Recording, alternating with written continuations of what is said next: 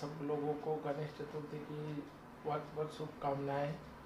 और भारतीय जनता पार्टी आध्यात्मिक प्रकोष्ठ महाराष्ट्र प्रदेश की ओर से सारे भारतवासी और सारे महाराष्ट्रवासियों को ये गणेश चतुर्थी की शुभकामनाएं देता हूँ।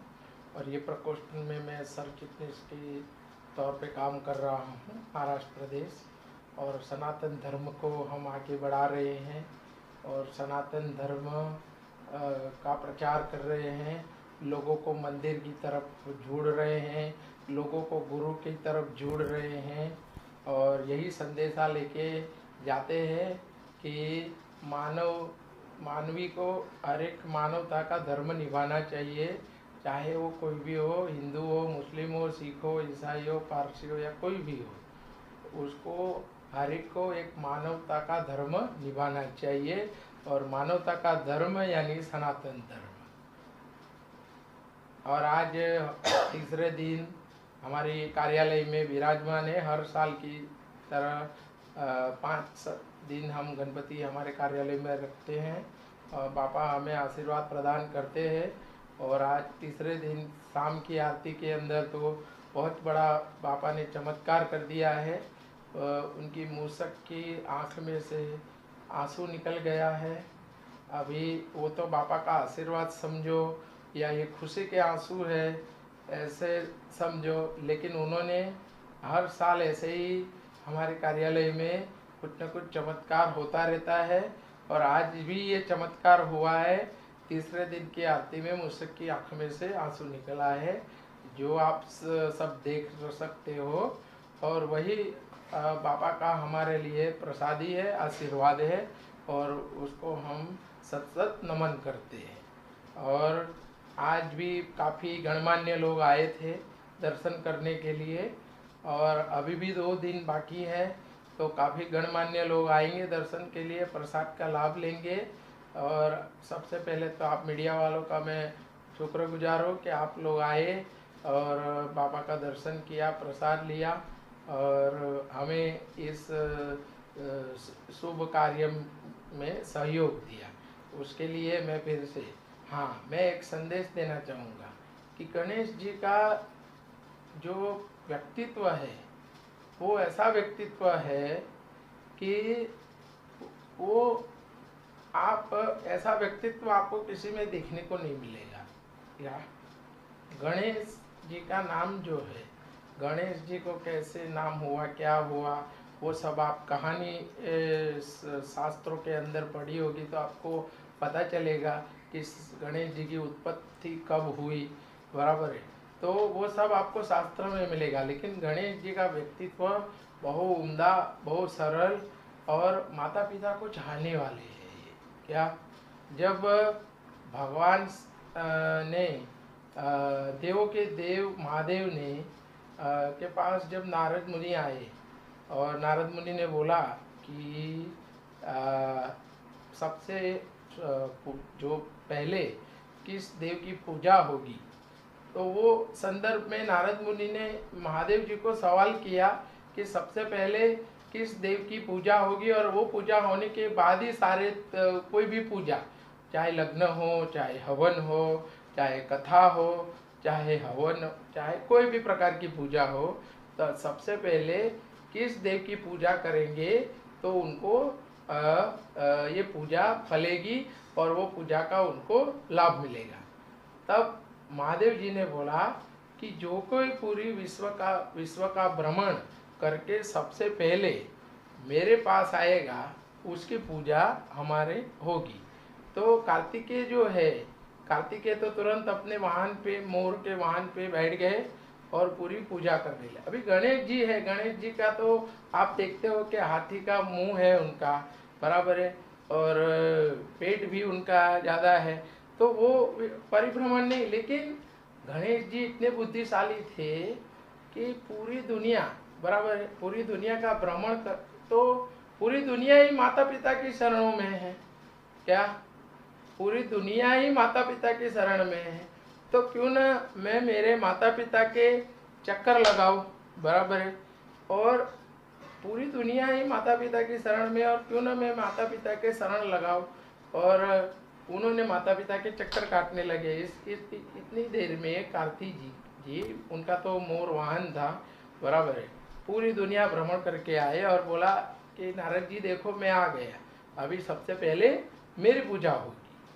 तब गणेश जी ने माता पिता का फेरा भर रहे थे, महादेव जी ने, तब महादेव जी ने बोला कि कार्तिकेय तू भले पूरा दुनिया का भ्रमण करके आया, बराबर है, लेकिन पूरी दुनिया तुझे जो जन्म देने वाले माता पिता के अंदर समाई हुई है। क्या?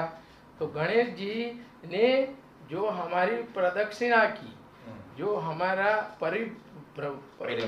फेरा जो हमारी पूजा की पूरी दुनिया मान के, तो अब से सबसे पहले श्री गणेश की स्थापना होगी और उसके बाद ही कोई भी पूजा की शुरुआत होगी। तो मेरा ये गणेश चतुर्थी के ऊपर सब भारतवासियों और महाराष्ट्र वासियों को संदेश है कि अपने माता पिता का दिल कभी मत दुखाइए। क्या? अपने माता पिता की सेवा कीजिए। क्या? माता पिता ही आपका सर्वस्व है। भगवान भी ये बोलते हैं कि पहले माता पिता की पूजा कर, फिर गुरु की पूजा कर, फिर तुझे मेरे पास आने की जरूरत नहीं है, मैं खुद ब खुद तेरे पास आ जाऊंगा, क्योंकि तेरा माता पिता ही तेरा भगवान है। क्या? तो माता पिता है वो सर्वस्व है, और माता पिता ही धरती के देव है। ये देवों के देव महादेव ने बोला है। क्या? तो मैं आज सभी महाराष्ट्र वासियों और भारतवासियों को ये कहना चाहूँगा कि माता पिता की अवश्य सेवा करें, चाहे उनका कि स्वभाव कैसा भी हो, बराबर है, उनको आप दिल से अपनाओ, दिल से सेवा करो और उनका जीवन मृत्यु पर्यंत सेवा करो। और मृत्यु पर्यंत सेवा करके आपको क्या फल मिलेगा वो आपको आने वाले जन्म में पता चलेगा। ये जन्म में आपको कुछ नहीं पता चलेगा। क्या? क्योंकि 7 जन्म का कर्मों का फल हर एक इंसान को भुगतना पड़ता है। तो मेरी ये गणेश चतुर्थी के ऊपर हर एक पुत्र को, हर एक पुत्री को, भारतवासी की, महाराष्ट्र वासी प्रदेश की, बराबर है, हर एक पुत्र और पुत्री के नम्र विनंती है कि माँ बाप को कभी भी दिल ना दुखाए, वो माँ बाप जो बोलते हैं वैसा करे और माँ बाप की नित्य दिन पूजा करे। बस यही मेरी नम्र विनंती है। जय हिंद, जय भारत, जय महाराष्ट्र। बहुत बढ़िया, बहुत बढ़िया। गणेश चतुर्थी की सबको शुभकामनाएं। पहली बार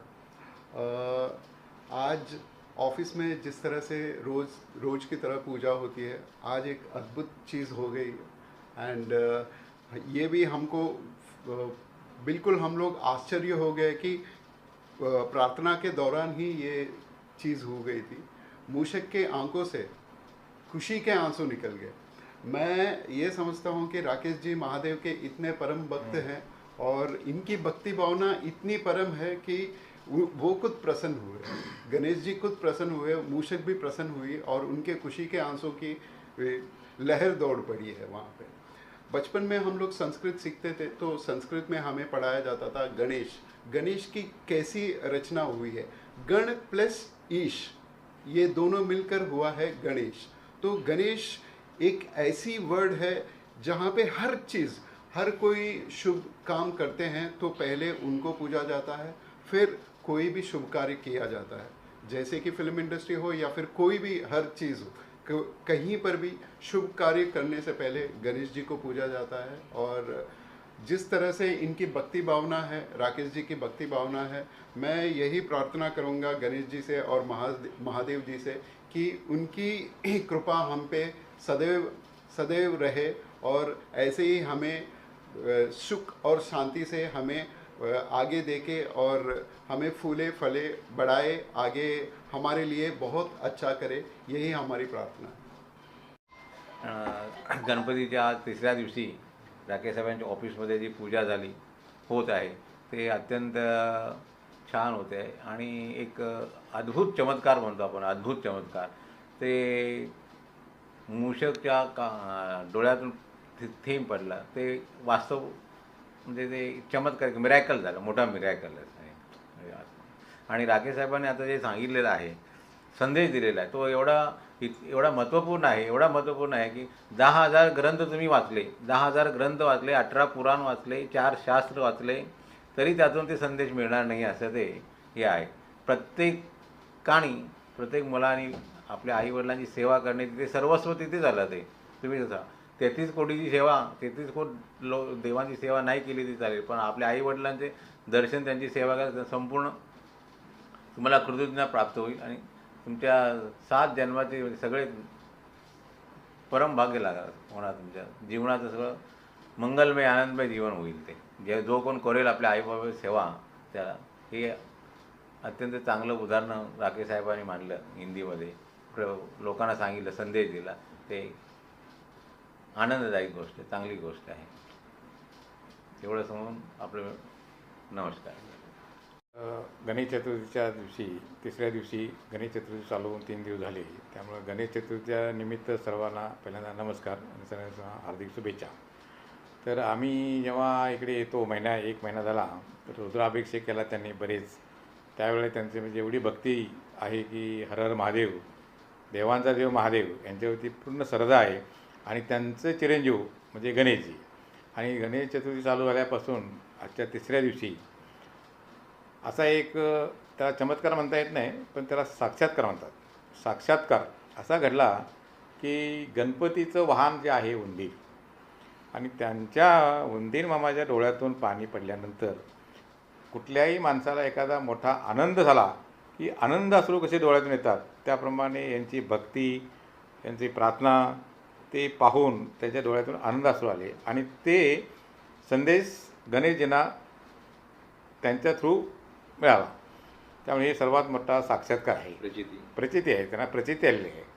आणि त्यामुळं पूजा अर्चा चांगली झालेली आहे. आणि त्याचप्रमाणे राकेशजीने जे आज सांगितलं, एक अत्यंत महत्त्वपूर्ण सांगितलं, ते अतिशय चांगलं आहे. पण ते कसं आहे, आता अलीकडे फार लोप पावलेलं आहे. पण लोप न पावता आता जनजागृती होऊन त्या मुलाबाळांनी आईवडिलांना दैवत, मातृदेव व्हावं, पितृदेव व्हावं म्हणतो ना आपण, त्यामुळे देवाप्रमाणे देवतुल्य मानून त्यांची सेवा केल्यानंतर त्यांना आयुष्यभर, ह्या जन्मीनं तर पुढच्या 7 जन्मासाठी त्यांना पुण्याई लावेल, आईवडिलांचा आशीर्वाद लावेल. आणि हे अतिशय चांगलं त्यांनी आपल्या मुलाखतीमध्ये सांगितलं आहे, संदेश दिला आहे. आणि सर्वांच्यावर तो संदेश पोचावा ही आमची नम्र विनंती आहे. आणि आम्ही त्यांचं कौतुक करायला पाहिजे. आणि एवढं बोलून मी संदेश देतो आहे. आणि गणेशजीच्या हार्दिक शुभेच्छा. जय हिंद, जय महाराष्ट्र. नमस्कार. शिवा स्पीयर कंसल्टेंट एंड पशु जीवा द सोलफुल लाभ फाउंडेशन की तरफ से आप सबको गणेश उत्सव का बहुत बहुत बधाइयाँ. आज 3 दिन है, तीसरा दिन गणपति बप्पा का पूजन चल रहा है चारों तरफ. बहुत अच्छा लग रहा है. सब लोग सारे धर्म के मिल के एक साथ पूजे में शामिल हो रहे हैं. हमारे पास भी बहुत सारे दर्शनार्थी आए, दर्शन किया, भोग प्रसाद लिया. कल एक ही मैसेज देना चाहूँगी कि जैसे गणपति बप्पा का पूजन जोर शोर से हो रहा है, वैसे ही अगर रास्ते में बड़े भूखे बेचारे जानवरों के साथ क्रूएल्टी ना हो, जुर्म ना हो, उनके साथ अत्याचार ना हो, तो शायद भगवान भी प्रसन्न रहेंगे. क्योंकि हम लोग जानते हैं कि गणपति बप्पा का जो इतिहास है, पुरानी इतिहास, उसमें भी प्राणी का इतिहास है. उनका जो सर है वो भी कोई जीव का ही है, प्राणी का है. तो उनका पूजन करने से पहले अगर जिंदा जो है, जिसके अंदर जान है, जो तड़प रहा है, भूखे है, बीमार है, उनके साथ जुर्म बंद हो जाए, उनको घर से बेघर करना बंद हो जाए, उनके ऊपर अत्याचार करना, मारना, पीटना, एसिड डालना, ये सब बंद हो जाए, तो भगवान अपने आप खुश हो जाएंगे. एक तरफ पूजन चल रहा है, दूसरी तरफ अगर जानवरों के ऊपर अत्याचार चल रहा है, तो ऐसे पूजा का मेरे हिसाब से कोई मोल नहीं रहता है. सबसे यही प्रार्थना करूँगी, गणपति बप्पा सबके ऊपर कृपा बरसाए, सबका ध्यान दे. और बाकी हम लोग जो धरती में हैं इंसान के रूप में, वो लोग बेजुबानों को थोड़ा ध्यान रखें. नमस्कार.